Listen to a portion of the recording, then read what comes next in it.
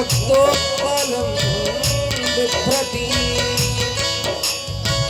सौम्यामृतघटस्तरक्तचरणा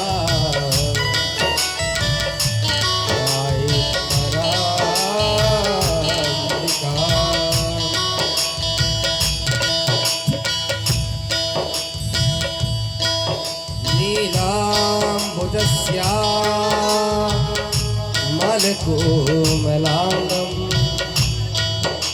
सीता समारोपितवामभागम्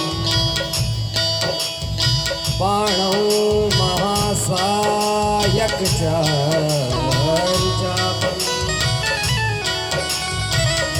नमामि रामं रघुवंशनाथम्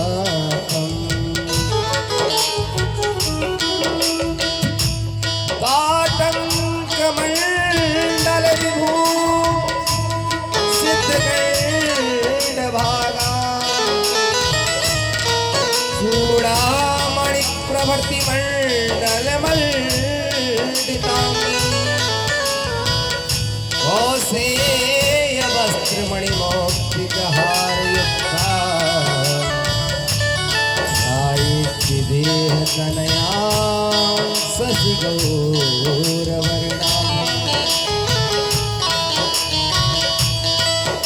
अतुलितबलधामम्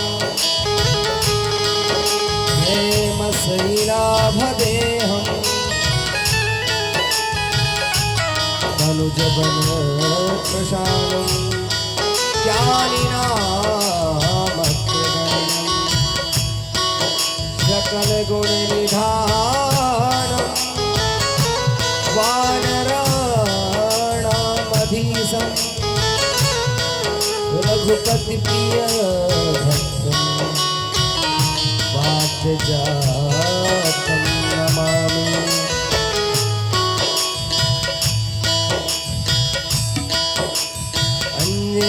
गर्भसम्भूतो आयुपुत्रो महाबला कौमारो ब्रह्मचारिश्च तस्मै श्रीगुरुवे नमः। ज्ञानमूलं गुरुमूर्ति पूजमूलं गुरुपदं मन्त्रमूलं गुरुर्वाक्यं मोक्षमूलं गुरुकृपा। गुरुर्ब्रह्मा गुरुर्विष्णु गुरुर्देवो महेश्वरः गुरुः साक्षात् परब्रह्मा तस्मै श्रीगुरवे नमः।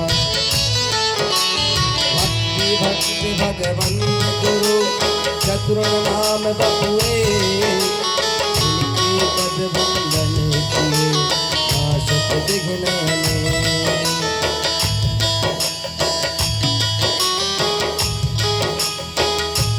नमोस्तुते व्यास विशाल बुद्धे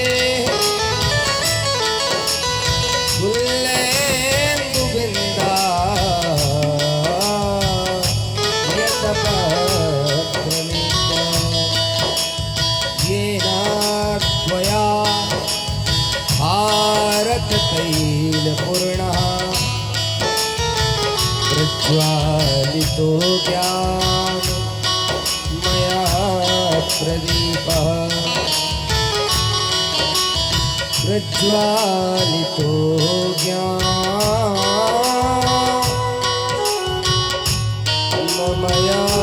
प्रदीपः।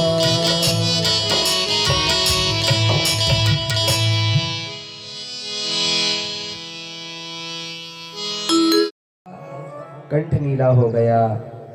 उस दिन से भगवान शंकर का एक नाम पड़ा नीलकंठ महादेव। बोले नीलकंठ महादेव की। आप सभी के घर में रामचरितमानस रखी हुई है। आप लोग पढ़ते भी हैं। गोस्वामी जी ने पहला अक्षर कौन सा लिखा, शुरुआत कहाँ से हुई, कौन बताएगा? रामायण की शुरुआत कहाँ से हुई है, पहला अक्षर कौन सा है? आप लोग पढ़ते हैं? वर्णानामर्थ संघानां रसानां छंदसामपि। वाह शब्द से शुरुआत करी। और रामचरितमानस जब घर जाएंगे तो खोल के देखिएगा, अंतिम जो श्लोक आया है, अंतिम जो अक्षर है वही भी वाह है। भुंजन्ति नो मानवा। वाह शब्द से शुरुआत और वाह शब्द पर जाकर के अंत करना, आशय क्या है, कहना क्या चाहते हैं बाबा तुलसी?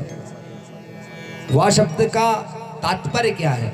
वाह शब्द में ऐसी क्या बात है? वाह शब्द को संस्कृत में अमृतवाचक कहा गया है।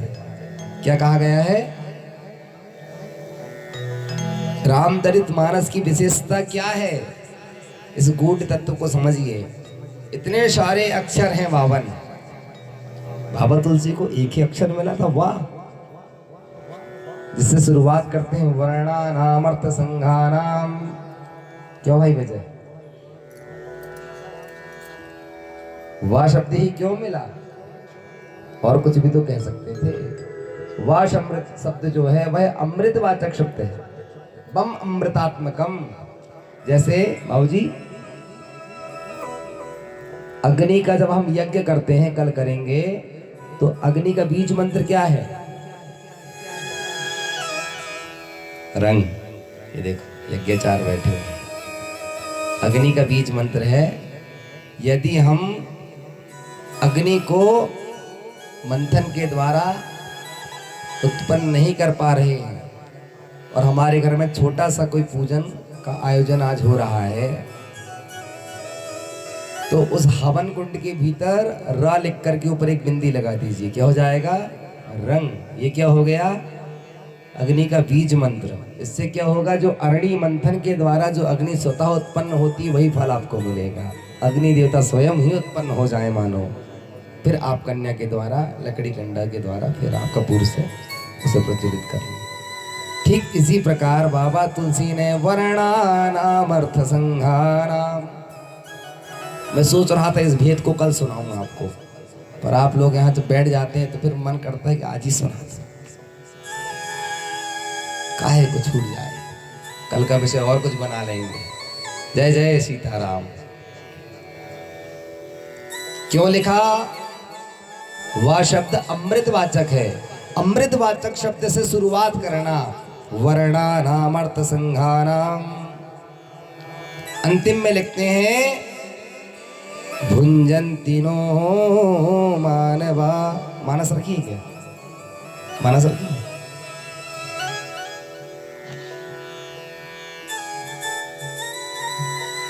आप लोगों को शायद दिख जाए, मैं दिखाता हूं यहां से।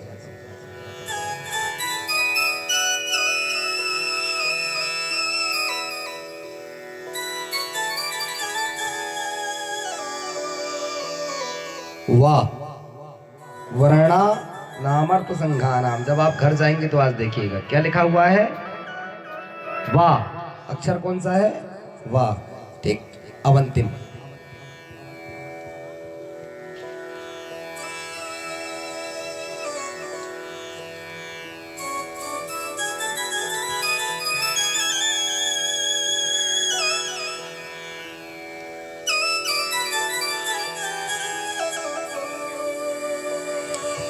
ते संसार पतंग घोर किरणैर दह्यन्ति नो मानवा। क्या लिखा हुआ है? मानवा। अंतिम श्लोक का अंतिम अक्षर कौन सा है? वाह। इति समाप्तम।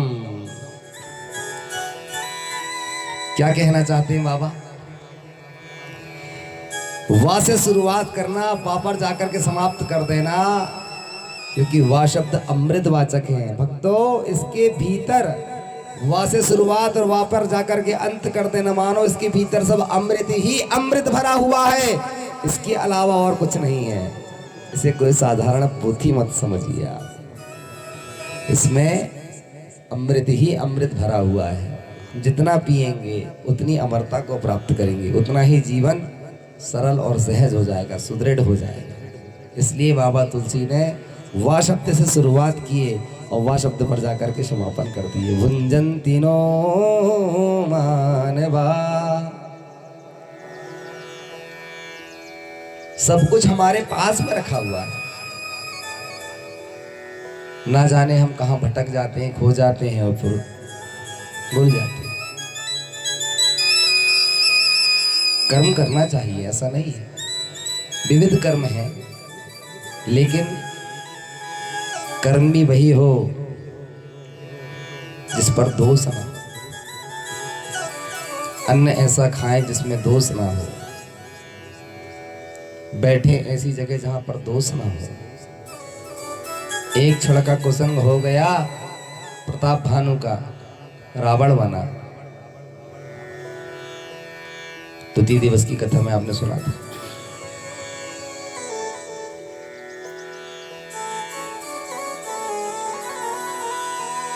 संग अच्छा होना चाहिए, इसलिए सत्संग मनाया गया है।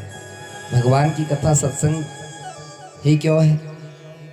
जहां पर सत्य का संग किया जाए उसे सत्संग कहते हैं।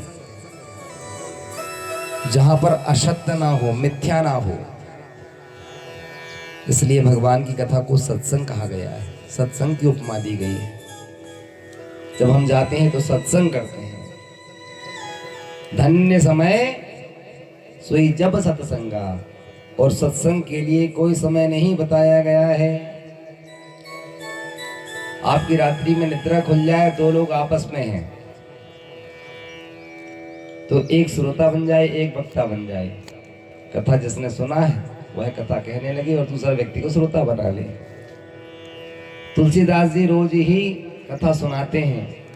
एक दिन बाढ़ आ गई, कोई नहीं पहुंचा, तो अपने मन को ही कथा सुनाने लगे। कथा के इतने रसिक हैं बाबा तुलसी, रोज ही कथा कहते हैं। गंगा जी में बाढ़ आ गई, श्रोता नहीं पहुंच पाए आश्रम तक, विलंब हो गया, कथा का समय पूर्ण हो गया, क्या करें, किसे सुनाए? तो बाबा तुलसी अपने मन को ही कथा सुनाने लगे।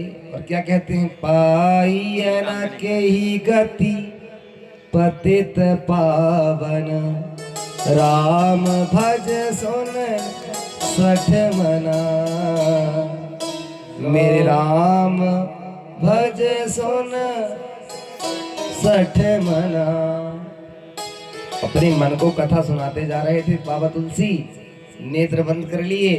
अब मन बड़ा उथल पुथल करने लगा। वाह, इतने सुंदर है राम जी। जानकी जी को देखा, लक्ष्मण जी को देखा, बाबा कथा सुनाने में मग्न हो गए, मन द्रवीभूत होने लगा। जिस तरह सुनार अथवा लोहार अपने लोहे को मोड़ने के लिए पहले गर्म करता है, तपाता है, ठीक उसी प्रकार विवेक की हथौड़ी लिया, मन को कथा से द्रवीभूत किया बाबा तुलसी ने। और अपने मन को कहते शठ, अरे दुष्ट मन, राम जी के चरणों में अनुराग रख, प्रीति रख, तेरा उद्धार हो जाएगा। मन को श्रोता बना करके समझाने लगे। तो इधर उधर भटकते रहता है, पूड़ी कचौड़ी में तेरा मन जाता जाता है, रसगुल्ले में ज्यादा मन जाता है। भगवान का भजन कर, भगवान के नाम की चर्चा सुन। तो विवेक रूपी हथौड़ी को लेकर के मारने लगे। लोहा गरम होगा, तपाने के बाद में तो फिर जैसा हम आकार देना चाहे वैसा दे देते हैं। इसी प्रकार अपने मन को भी विवेक रूपी जब द्रवीभूत हुआ, तब वैसे करेंगे तो दुष्ट है, उथल पुथल करने लगेगा, लगेगा नहीं, ठीक है, सठ है। इसलिए कथा को सुनना चाहिए, सुनने के बाद में भगवान को अर्पण करना चाहिए। कल की कथा हमने कहां तक श्रवण करें? कौन बताएगा? सुना ही नहीं पड़ा। भरत मिलाप हुआ, उसके बाद आरती हो गई थी, सही है, आरती कर लिए थे, सही बोले। इससे पता तो चलता है कि हम सही में श्रोता है या सोता है। हाँ, पता भी तो होना चाहिए। नहीं तो उनको बहुत कहते, 3-4 कहते थे पूड़ी कचौड़ी की बहुत याद दिलाते हैं। जय हो। इतना याद थोड़ी करना है कोई कथा में। और आप लोग आते हैं तो बहुत अच्छा, आप लोग बैठे, थोड़ा सा कोविड-19 का चल रहा है तो उसके लिए भी थोड़ी सी सावधानी बरतें। हम तो व्यासपीठ पे अकेले बैठे हैं, थोड़ा सा सोशल डिस्टेंस भी है। आप लोग तो खैर सुरक्षित बैठे हैं, फिर भी ना हो तो आप मास्क ले जाने। मेरे पास भी कुछ आज मास्क मैंने बुलवा लिया हूँ, ज़्यादा भीड़ होने लगी है। राघव जी की कृपा है, छींक भी नहीं आई अभी तक किसी को। आएगी भी नहीं, ये बात भी तो सही है। नहीं, हमने व्यवस्था बना दिए थे शुरू दिन ही आए हैं तो कई प्रकार के उपद्रव होते ना, आंधी का आना, तूफान का आना। तो राघव जी से विनती किए थे कि प्रभु आपकी कथा को सुनाने बैठे हैं, हमारे श्रोता बंधुओं किसी प्रकार का कष्ट ना हो। तो उन्होंने वचन तो दिया है। आज 8वां दिन है, अभी तक तो ठीक नहीं है वैसे किसी को। अच्छा, हमको तो ज़्यादा रहता है ऐसी मूर्तियों का, हाँ, जो कथा सुनने बैठी हैं, पता नहीं घर पहुंचे ना पहुंचे। मैं तो कह दूं 10 साल मेरे लग जाए आपको माता जी आयु के, ले लेना और जियोगे। अभी आगे का जीवन यदि आज से आप कथा सुनकर के जाएं तो भगवान के नाम पर जानी चाहिए। अच्छा लगता है जब हमारे बीच में बड़े बुजुर्ग होते हैं। बुजुर्गों का होना उतना ही सार्थक है। घर में आज हम उनको उतना सम्मान नहीं देते हैं, दुर्व्यवहार करने लगते हैं। बुजुर्गों की अपनी एक महत्ता है भाई। बुजुर्ग घर की नींव होते हैं। एक मजेदार बात सुनाते हैं, आपको याद आ गई। एक व्यक्ति का विवाह होना था। आज से रोने वाले प्रसंग का है, चिंता मत करो। कल मैं देख रहा था, मेरे साथ आप भी बहुत रो रहे थे। वैसे मैंने देखा है माताओं को, वो विदाई में ज्यादा रोती है, कथा में रोना कहाँ आता है। पर मैं अद्भुत रह गया कल देख करके कि मेरे साथ आप लोग भी करुण रस में और भगवान की कथा में इतना ज्यादा भीतर प्रवेश कर गए थे कि आप भी रो रहे थे। इससे मिला कि भक्त भगवान का एकाकार हो रहा है। जो बात दवा से बन न सके वो बात दुआ से बनती है। राजू भाई, जब कामिल मुर्शिद मिलते हैं तो बात, क्या बात, डूब गए। और इतने ज्यादा डूब गए कि बस कल तो 2 बार कथा कहते कहते और वाणी रुक गई थी, गला भर आया था। वाक् गदगदा द्रव्यते यस्य चित्तम। भगवान की कथा का प्रारूप भी यही है। कथा सुनते सुनते जिसका हृदय द्रवीभूत हो जाए, जिसके नेत्र रोने लगते हैं, जिसके हाथ ताली बजाने लगते हैं, जिसके पैर थिरकने लगते हैं, भगवान कहते हैं वाह, ऐसे भक्त मुझे बहुत प्रिय है। अतिशय प्रिय है, प्रिय भी नहीं है, अति प्रिय भी नहीं है। भगवान कहते हैं मुझे अतिशय प्रिय हैं। 3 भक्तों की श्रेणी बताई भगवान ने। कैसे हैं? सबरी जी को भगवान कहते हैं आप मुझे नवदा भक्ति देने के उपरांत अतिशय प्रिय हैं। मम सब प्रिय, ये अवधवासी मुझे प्रिय हैं। श्री जानकी मुझे अति प्रिय है। लेकिन भगवान कहते हैं सबरी मैया, जो मेरी नवदा भक्ति में एक भी भक्ति को प्राप्त कर लेता वह मुझे अतिशय प्रिय है। इसी प्रकार भगवान राम गीता में कहते हैं जो भक्त मेरी कथा को सुनकर के द्रवीभूत हो जाता है, जिसके नेत्र छलकने लगते हैं, रोने लगता है, गला गदगद हो जाता है, मधुर कंठ से मुझे पुकारने लगता है, जिसके हाथ करतल तालियों की सेवा देने लगते हैं। हाथ पकड़ के ऊपर चढ़ा लो, आ जाओ आ जाओ। वे मुझे अतिशय प्रिय है। भगवान के लिए उनके पास, उनके सन्निकट जाना चाहते हैं तो हमें अतिशय प्रिय बनना पड़ेगा। भाई प्रेमा भक्ति तभी हमें प्राप्त हो पाएगी। अब ये बुजुर्ग बैठे तो फिर मैं इनकी कथा सुनाता हूँ आपको।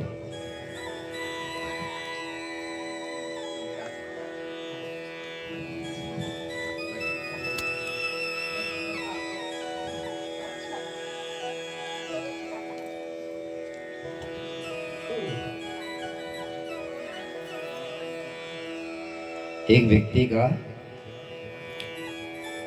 विवाह सुनिश्चित हुआ।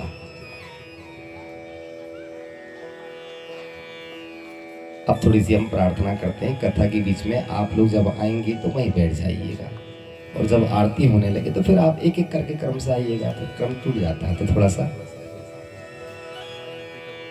क्योंकि आप मन की गति को जानते हैं, 1 मिनट में अमेरिका पहुंच जाता है। तो आप लोग विराजें, और जब आप आए तो अपने आसन पर बैठ जाएं। जब आरती के लिए जब आप हो जाए तो फिर आप सब एक एक करके सभी आए, फिर खूब प्रणाम करें प्रभु को। अस्तु। तो गांव में विवाह तय हुआ, लड़की पसंद आ गई, सब कुछ हुआ। लड़की के पिता ने सूचना पहुंचाई। क्या खबर थी? बारात तो आएगी, लेकिन उस बारात में कोई भी बुजुर्ग नहीं होना चाहिए, नहीं तो क्या होगा, उस बारात को पुनः लौटा दिया जाएगा। लोगों ने कहा मना कर देते हैं, ऐसा रिश्ता किस काम। लड़का बोले बिल्कुल नहीं, हमको लड़की पसंद है, हम करेंगे, वहीं करेंगे, करके रहेंगे। 2-4 बुजुर्ग नहीं जाएंगे हमारे विवाह में, तो ये कोई बात होती है क्या? बड़े भैया के में तो गए थे, छोटे में चले जाना, हमारे में उनका प्रस्ताव आया, मत जाओ। पर कहा समझाएगा कौन? तो कहा हम बात करते हैं। तो दादाजी के पास गया, दादाजी ऐसा है कि हमारे ससुराल वाले ऐसा कह रहे हैं, मान जाइए। तो दादाजी तो मान गए, ठीक है बेटा, तुम्हारी खुशी जिसमें उसमें हमारी खुशी, आप कहते हैं तो हम नहीं जाएंगे। अच्छा। और जब वह नाना जी के पास, नाना मैं बेटा मैं तो जाऊंगा, मैं तो नाना हूं तेरा, और तू एक बार घोड़ी में चढ़ेगा, जीवन भर तो गधैया तुझे ढोना ही ढोना है, एक ही बार घोड़ी में चढ़ेगा बेटा ना, मैं तो सामने से देखूंगा कैसे चढ़ता है, कितना सुंदर लगता है। अरे कहा नाना जी मान जाओ, बिल्कुल नहीं माने, भले तुम हमें कैसे रख लो, पिटारी में बंद करके रख लो, ठीक है। तो काम बोरा में बंद करवा, अरे बोरा में बंद करवा दो, पर हम चलेंगे, ठीक है। जैसे तैसे गाड़ी के पीछे उनको डिक्की में बैठा के लाए। बारात आई जनवासी में, रुके। लड़के के ससुर ने एक व्यक्ति को पहुंचाया, जाके देख कर आओ सारी युवा हैं? हाँ। बोले सारी युवा है? पक्का? बोले हाँ ठीक है। बोले उन्हें कह दो कि बारात जनवासे से तब आएगी, मार्ग में जो नदी है, उस नदी में जो पानी प्रवाहित हो रहा है, पानी की जगह दूध बहना चाहिए, तो ही वे बारात लेकर के इधर आए, नहीं तो पुनः जा सकते हैं। अब हड़कंप मच गया जो सुना। अरे बोले भाई नदी है और उसमें इतना अथाह पानी बह रहा है, और कैसे होगा? सब सोच विचार पड़ गए। एक कहते दूल्हे को तैयार, काहे को तैयार कर रहे? बोले वापिस चलना है। क्यों? बोले दूसरी सूचना आ गई है। बोले उसका मेकअप गड़बड़। अरे काहे का मेकअप गड़बड़ हो गया? बोले अब घर चलो, पुनः नहाना धोना है, कहीं और लड़की देखेंगे। ऐसा प्रस्ताव आया है कि नदी खाली करके यार, नदी में आप पानी की जगह दूध प्रवाहित करें। अब इतना सारा दूध पहले बता देते तो टैंकर में लेके भी आ भी जाते। अब यहाँ आने के बाद कह रहे हैं। शोरगुल बंद हो गया तो नाना जी ने धीरे से बोरे के भीतर से कहा, क्यों भाई क्या हो गया? तो कहा कुछ नहीं नाना जी, बस दबे रहे आप तो। क्यों भाई, हमें बताओ। तो कहा पुनः एक शर्ताई हुई है। क्या? हमारे होने वाले ससुर जी कह रहे हैं कि मार्ग में जो नदी है उसे पार करके जब आप आएंगे तो उस नदी में जो पानी बह रहा है जल, उसके जगह वहां पर दूध बहना चाहिए। नाना जी बोले उनको बोल दो, हो जाएगा। कहाँ से हो जाएगा? इतना सारा दूध, शाम के बज गए 7, कहाँ से लेके आएंगे? डेयरी वाले सब बेच देते। नाना जी बोले तुम सूचित तो करो। क्या कहते हैं? नाना जी ने कहा उन्हें प्रस्ताव पहुंचाओ तुम्हारे ससुराल वालों को, और कहो लड़की वालों को तुम पहले आकर के पानी खाली करा दो, यदि हमने दूध नहीं बहाया तो आकर के कहना। वे गए, जैसे ही बताए लड़की के पिता को सूचित। उन्होंने कहा कि मैं मान ही नहीं सकता कि उस विवाह मंडली में कोई बुजुर्ग ना हो। वह कैसे? तो कहा इतना ज्ञान सिर्फ बुजुर्गों के पास में है, इतना तजुर्बा बुजुर्गों के पास में है। बुजुर्ग हमारे सम्माननीय है, उनके पास जीवन को एक अनुभव है, एक तजुर्बा है। हम नकारते हैं उन्हें बार बार, वो कुछ कहते हैं क्योंकि उन्होंने ज्यादा जीवन देखा है, ज्यादा लोगों को समझते हैं, हम उन्हें नकार देते हैं।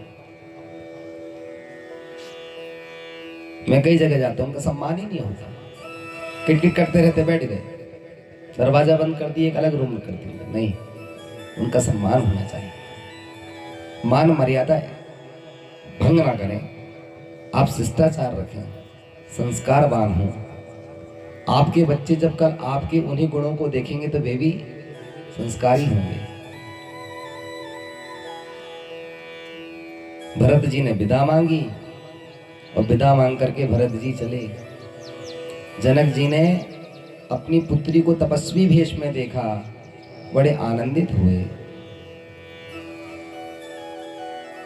मैंने जो संस्कार दिया था, पुत्री आज तुम्हें इस तरह देखकर मैं अति प्रसन्न हूं। और महाराज जनक बड़े प्रसन्न हुए। लेस मात्र भी उन्होंने मन को उदास नहीं किया, खिन्नता प्रकट नहीं किए कि मेरे महलों में रहने वाली बेटी और इस तरह से वह आकर के रह रही है ना। भगवान सानंद चित्रकूट में निवास करते हैं। भगवान ने 99 रास रचाए चित्रकूट में। कितने? 99 रास रचाए। एक दिन प्रभु बैठे हुए थे, लक्ष्मण भैया फल फूल लेने के लिए गए हुए थे। भगवान माता जानकी जी का श्रृंगार करने लगे। एक बार चुनी कुसुम सुहाए, निज कर भूषण राम बनाए। एक बार चुनी कुसुम सुहाए,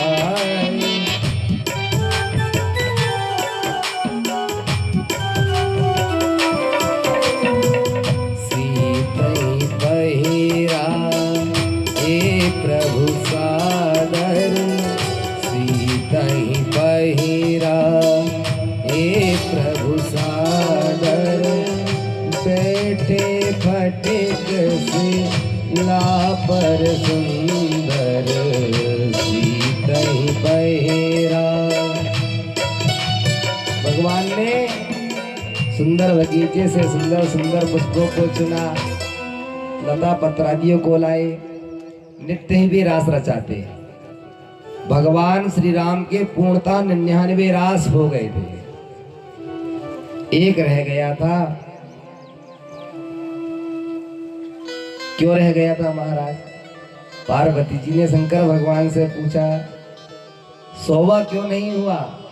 तब भगवान भोलेनाथ उनकी अति उत्कंठा को देख करके भेद बताते हैं। पार्वती, राम जी मां जानकी जी को सुंदर श्रृंगार करते हैं, अपनी गोद पर उन्हें बैठाते हैं। यह सब देख करके आकाश मार्ग में रहने वाले स्वर्गादि देवताओं में इंद्र के जो छोटे पुत्र हैं जयंत, उनको शंका हुई। शंका कैसी हुई? अरे ये भगवान हो सकते, ये ब्रह्म हो सकते हैं? मन में शंका हुई तो इंद्र के छोटे पुत्र महाराज जयंत कौआ का रूप धारण करके वहां से चल पड़े।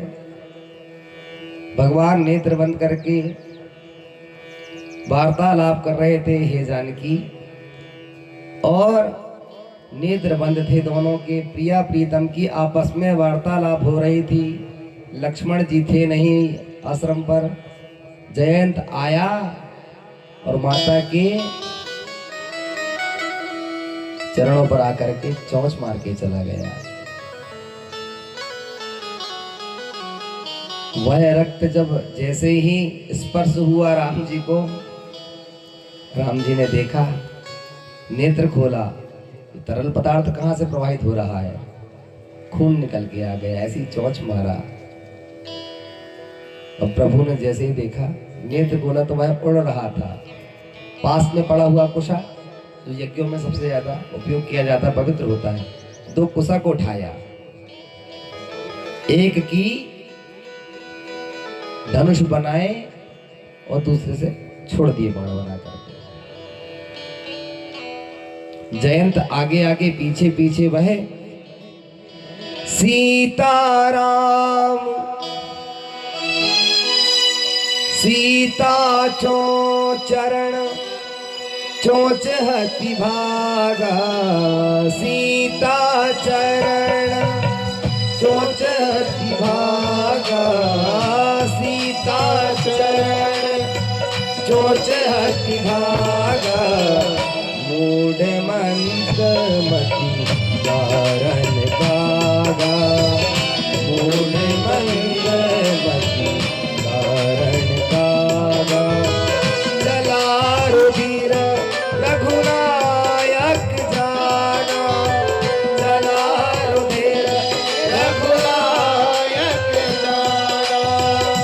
चला, उड़ने लगा तो प्रभु ने सीख धनुष सायक संहारा, सीख, और प्रभु ने उसी सीख का एक धनुष बनाया और संहार कर दिया। जो आते देखा जयंत ने पीछे उस कुशा के, प्रभु ने वह ब्रह्मास्त्र छोड़ दिया, ब्रह्मास्त्र को प्रणाम किया, याद किया, मंत्र पढ़ा और जो छोड़ा, आगे आगे जयंत, पीछे पीछे वह शीख दौड़ा दौड़ा पिताजी के पास गया। पिताजी क्षमा कर दीजिए, पाई माम मेरी रक्षा कीजिए। क्या हो गया? अपराध हो गया। सारी कथा व्यथा को बताया। शंका हो गई थी, मैं कौए का रूप धारण करके गया, माता जानकी जी को चोंच मार करके आ गया हूँ। राम जी ने पीछे से ये ब्रह्मास्त्र छोड़ दिया है। पिताजी बोले हम कुछ नहीं कर सकते, भोले बाबा के पास जाओ। शंकर जी के पास गए, भोलेनाथ बोले हम भी कुछ नहीं कर पाएंगे। ब्रह्मा जी के पास गया, प्रभु आपकी तो बहुत ज्यादा बनती है, आप ही बात कर लेते। ब्रह्मा जी बोले बिल्कुल नहीं कर पाएंगे। सब जगह गया, लेकिन अपराध होने के बाद भगवान ने मार्ग बताया है। यदि किसी प्रकार का अपराध हो जाए तो 2 लोगों की शरण ले लेनी चाहिए, या तो संतों की अथवा गुरु की। चारों ओर निराशा हो जब, चारों ओर निराशा हो जब, कोई न शेष न कोई आशा हो जब, कोई आशा। सब तरफ देखा, सभी के पास गया, प्राणों की रक्षा मांगा, कोई मेरे प्राणों को बचा लीजिए, ये ब्रह्मास्त्र मेरे पीछे लगा हुआ है, कैसे बचूंगा। दौड़ा दौड़ा भागा, आगे आगे चल रहा था, श्वास नहीं ले पा रहा था, 2 दिन हो गए बैठ नहीं पाया था। अंत में जब चलते जा रहा तो क्या देखा? नारद देख बीतल जयंता, नारद देख नारद देख बीतल जयंता, नारद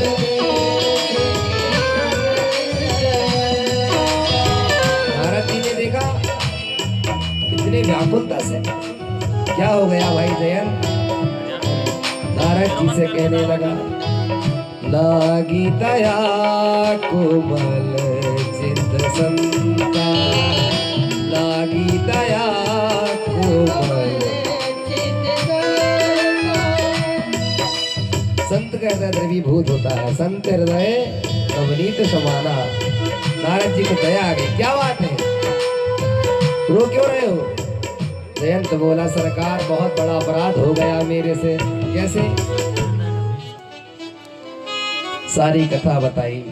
नारद जी बोले तुम्हारी इस कष्ट को, इस बीमारी का एक ही इलाज है।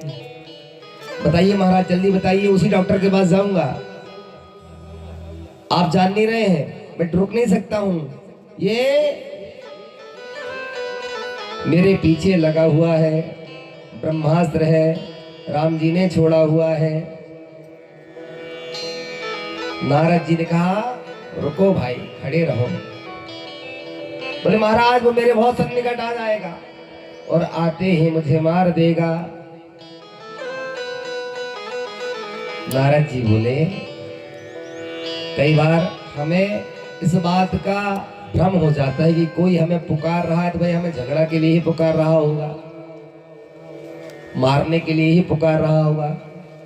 हो सकता है वह ब्रह्मास्त्र आपको यह संकेत कर रहा हो कि महाराज गलती कर बैठे हो, रुको रुको मत भागो, उन्हीं की शरणागति ले लो। पर हम भागे जा रहे हैं, इस भय से भागे जा रहे हैं कि हमारी वह मृत्यु कर देगा। नारद जी ने जैसी जयंत को रुका, जयंत के रुकते ही ब्रह्मास्त्र भी रुक गया। मैंने कहा था देखो नहीं आएगा। ब्रह्मास्त्र और जयंत की दूरी 5 फीट की और जयंत घबराए कांपे, अपराध हो गया है। नारद जी बोले पटवा तुरत राम पहिताही, पटवा राम पहिताही, पटवा तुरत राम पाई, पटवा तुरत राम पहिताही। मैं बताऊं जयंत, तुम्हारे बचने का एक मार्ग है, जल्दी बताइए कहाँ जाके ठीक होगा। वैद्य का नाम बताइए।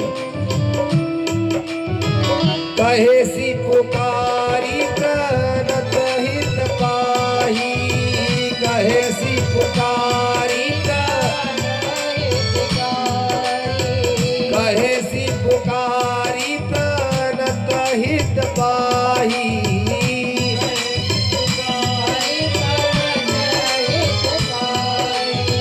पटवा तुरत राम पहिताही, पटवा तुरत राम पहिताही। जयंत जाओ और राम जी के चरणों में जाकर के क्या किया, आतुर सभाया कहे सिपद जाई, आतुर सभाया कहे सिपद जाई, त्राही त्राही दयाल रघुराई, त्राही त्राही दयाल रघुराई। अति बल अतुलित प्रभुताई, अतुलित अतुलित बल अतुलित प्रभुताई, अतुलित बल मैं मति मंद जान नहीं पाई, मैं मति मंद जान नहीं पाई, हाँ मैं मति मंद जान नहीं पाई, मैं मति मंद जान नहीं पाई। नारद जी ने कहा बचना है तो एक ही डॉक्टर है, वह तुम्हें बुलाने के लिए ही आया हुआ है, मारने के लिए नहीं आया हुआ है। जाइए। और जैसे ही जयंत ने पुनः राम जी की ओर मुख को मोड़ा, भागा, दौड़ा दौड़ा गया, प्रभु पाही माम मुझे क्षमा कर दीजिए। भगवान बोले अब क्यों आया है, अभी तो तू चोंच मारने आया हुआ था, अब क्या हो गया। प्रभु मैं मति मंद। नारद ने समझाया देखो मैं तुमको पाठ पढ़ा देता हूँ, वहां जाकर के क्या क्या कहना है। और वकील साहब पहले बता देते हैं गुनाह हो गया ठीक है, जब जाओगे पुकारा होगा जज साहब के सामने ऐसा ऐसा बोल देना। नारद जी ने आज वकील का काम किया और जयंत को अपराधी जो था सब कुछ पढ़ा लिखा दिया। जाकर के चरणों में गिर जाना।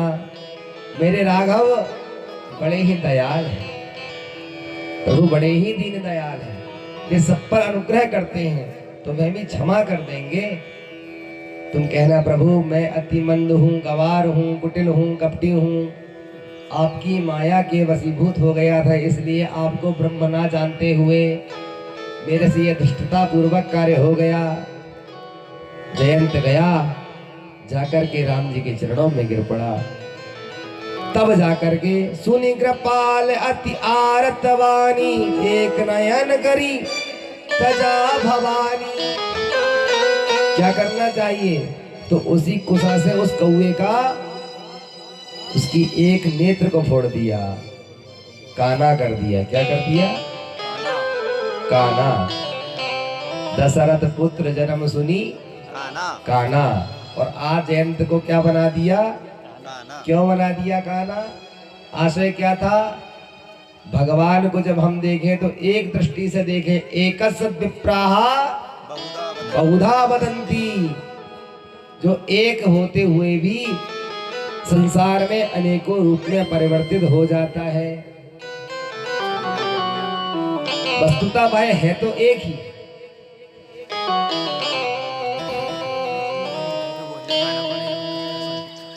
वह एक होते हुए भी अनेक बन जाता है और अनेक होते हुए एक हो जाता है। कौए को किसने देखा है? कौआ को कितनी आंख होती है? दो होती है। और देखता कितनी आंख से?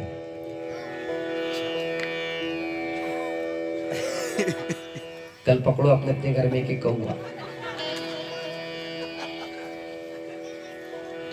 देख लो ना, पकड़ के देख लो क्या जा रहा है, कौन सा पैसा लगेगा। जय जय सीताराम। जय जय।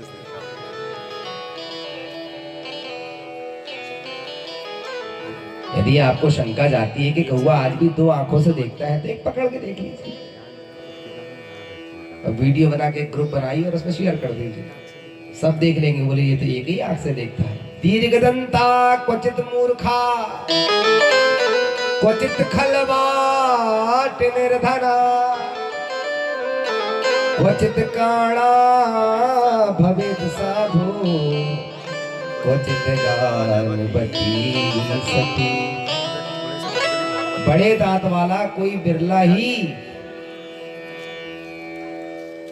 दीर्घदंता क्वचित मूर्खा, बड़े दांत वाला कोई बिरला ही पढ़ा लिखा और सभ्य व्यक्ति मिलेगा आपको। राक्षसों के इतने बड़े बड़े खीस की तरह दांत होते थे कि वो पढ़े लिखे होते थे। कुछ ना मिले तो पशु पक्षियों को ही खाने लगते थे। बड़े दांत वाला मूर्ख होता है। दीर्घदंता क्वचित मूर्खा क्वचित खलवाट निर्धना, जिसके सिर में बाल कम होते हैं अथवा होते नहीं हैं, ऐसे व्यक्ति के पास में अधिक धन नहीं रह पाता। क्या नहीं होता? धन नहीं होता, वह धनिक नहीं होता। आता है और चला जाता है, अथवा कम मात्रा में आता है। क्वचित काणा भवेत् साधु, एक आंख वाला साधु नहीं हो सकता। पंडित खंडित होना ही नहीं चाहिए। पंडित यदि खंडित हो गया तो वो पंडित है ही नहीं। एक आंख से देख रहा है। भगवान ने इसलिए एक नेत्र बंद कर दिए आज जयंत के। तुमने अभेद दृष्टि से मेरे पास आए हुए थे, मति भ्रम हो गया। सीताराम जी को साधारण वनवासी समझ बैठा, प्रणाम किया। कीन मोह बस द्रोह यद्यपि तहि कर बध उचिता, प्रभु छाणे कर छो को कृपाल रघुवीर सम। और भगवान की जब शरणागति ली, बार बार प्रार्थना किया, तो भगवान कृपालु है, वे दयालु हैं, वे सभी प्रकार के अपराध को क्षमा कर देते हैं। बस वे कहते हैं कि तुम मेरे हो जाओ। भगवान के सामने कपट नहीं चलता, भगवान के सामने ईर्ष्या नहीं चलती, भगवान के सामने अहंकार नहीं चलता, भगवान के सामने लोभ नहीं चलता।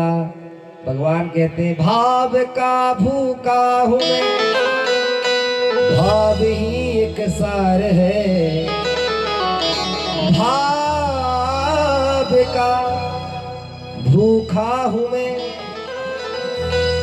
और भाव ही एक सार है। भाव से जो भी भजे तो भव से बेड़ा पार है।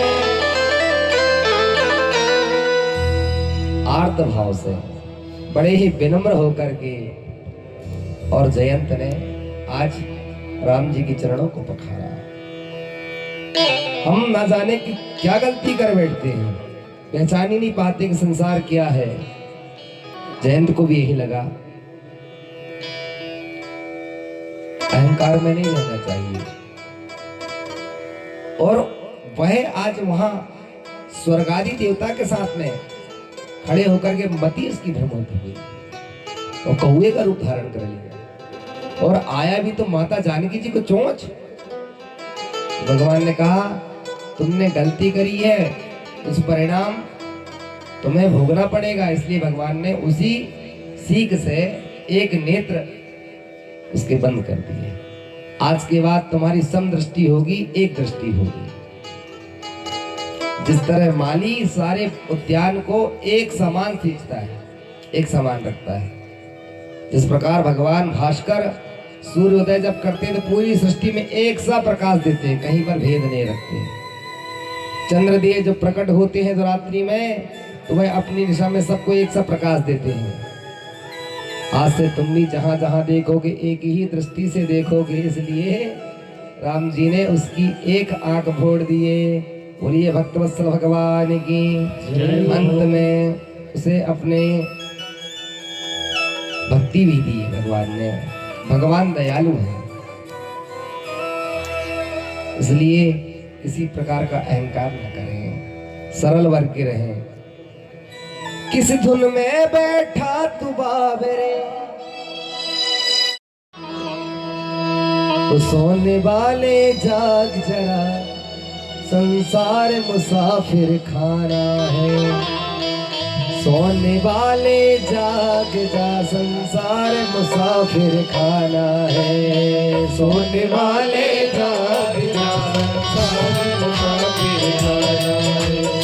किस धुन में बैठा तू बाबरे, किस धुन में बैठा तू बाबरे, किस धुन में बैठा तू बाबरे, किस धुन में बैठा तू बाबरे। किस्मत में मस्ताना है, सोने वाले जाग जा, संसार मुसाफिर खाना है। सोने वाले जाग जा, संसार मुसाफिर खाना है। सोने वाले जाग जा, संसार मुसाफिर खाना है। सोने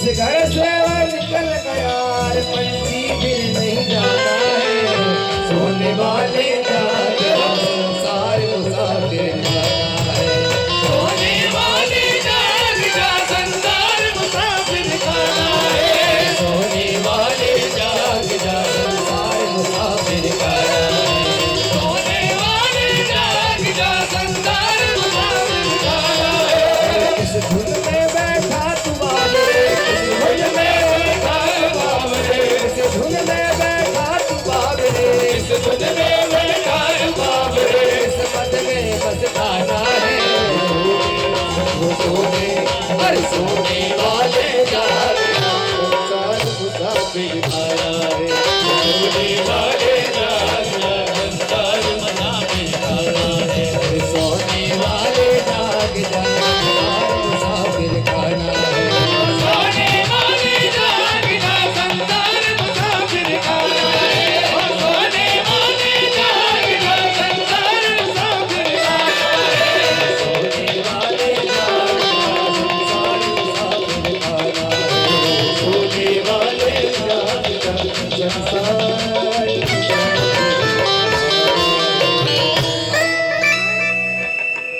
ओ सोने वाले जाग जा संसार मुसाफिर खाना है।